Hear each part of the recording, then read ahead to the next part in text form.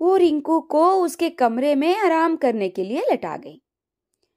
पर रिंकू को तो मोना और उसकी डॉल हाउस के बारे में ही याद आ रही थी। मोना का डॉल हाउस तोड़कर उसे बहुत ग्लानि थी।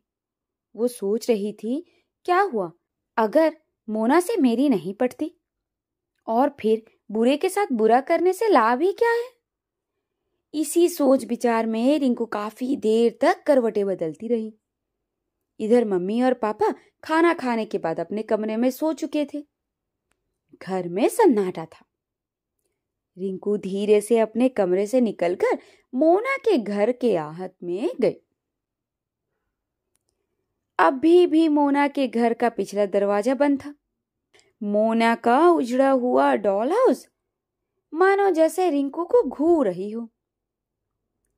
रिंकू को लगा जैसे डॉल हाउस अभी उठकर कहने वाली है कि मेरा घर तोड़कर तुम्हें क्या मिला। रिंकू ने तुरंत ही डॉल को उठाया और उसकी धूल झाड़कर बहुत देर तक उसे प्यार करती रही।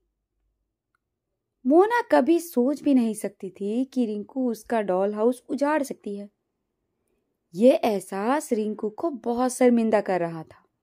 रिंकू समझ नहीं पा रही थी कि अपने किए का पश्चाताप कैसे करा जाए।